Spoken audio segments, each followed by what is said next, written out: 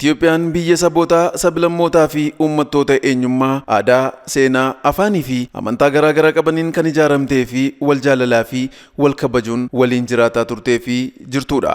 Itoophiyaan biyya sirna mootummaa garaagaraa keessummeessaa fi dhaawataan ijaaramaa dhuftedha. Kana malees biyya birmadummaan ishee wareegama qaalii ilmaan ishee kaffalaniin kabajame, biyya sabdaneetti uummata walooma beekuu fi kabaju, waloonis biyya ijaaru, duudhaa gabbataa nagaa waaressuuf tolu qabdudha.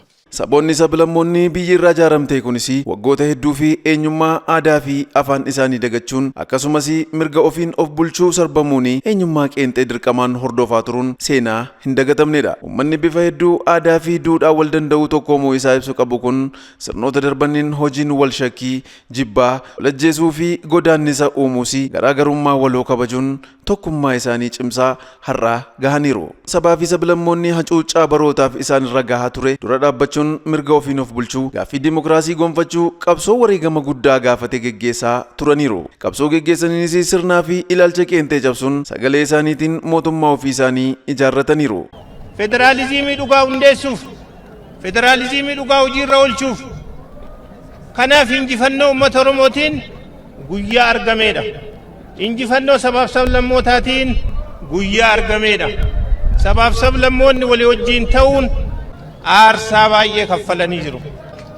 Uummanni Oromoo aarsaa kaffalee sabaaf sablammoota obboleewwan isaa waliin ta'uun aarsaa wanni kaffaleef olaantummaaf miti, kan biraa miidhuuf miti, cunqursuuf miti, walqixxummaaf, jaalalaaf, obbolummaaf. Uummanni keenya duudhaa isaa ganamaatti deebi'ee mirga abbaa biyyummaa isaa gonfatee qe'ee isaa keessatti hiree ofii ofiin of bulchuun akka argatu taasisee jira.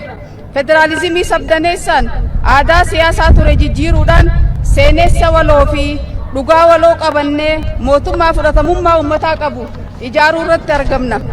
Akkuma abboonni kaleessaa heddumminaa fi garaagarummaa qaban hundaa tokkummaa isaanii jabeessuuf malee walooma isaanii diiguuf ittiin fayyadamne dhaloonni har'aas sirna ijaarrataniin ofiin of bulchuu, misoomaa fi nageenya faayidaa waloo biyyaalessaa ijaaruu waliin hojjechuun Itoophiyaan tokkummaan iccitii guddummaa ta'uu hubachuu isheetiin adda hundaa irratti injifannoo galmeessaa kan itti fufaa jirtudha. Seenaa fi seenessa qeenxee maksuun seenessa waloon biyya hundaaf taatu ijaaruu, hunda fakkaattu, hunda tajaajiltu, madaala eenyummaa sabummaa fi tokkummaa biyyaalessummaa karaa eegeen sirna cimaa ijaaruudha. Sirna yaadamamman dhalee ida'amuun sabdaneessummaa duudhaa waloo obbolummaa irratti ijaarame daneessummaa cimsuun sirni dimokiraasii jabaas dhugomaa jira. Olaantummaa fi gadaantummaan mafamee seenessa walootiin bakka bu'uun walqixxummaan akka dhugoomuu fi hojjetamaa jira. Kanaanis heddumminaa fi garaagarummaa tokkummaa fi miidhaginaa cimsuun humna birmadummaa biyyaa ittiin tikfamuu fi ilaalchi biyyoolessummaa ittiin dagaagfamuu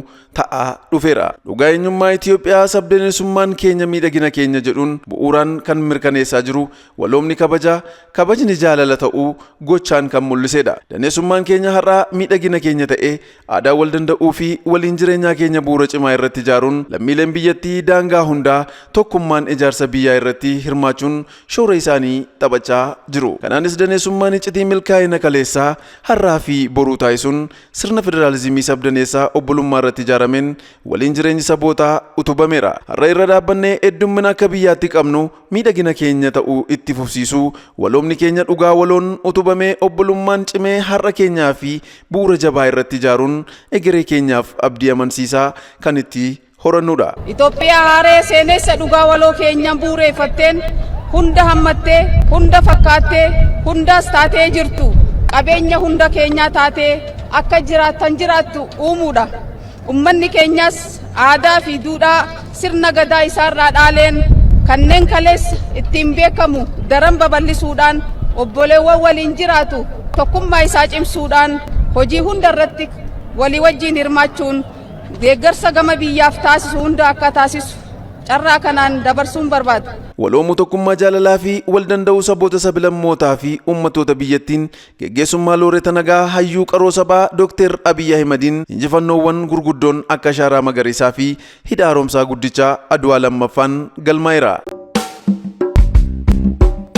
ደም ጠብ አድርገን ላብ ጠብ አድርገን የውሃን ጠብታ ለቁም ነገር ያዋልንበት ስፍራ ነው።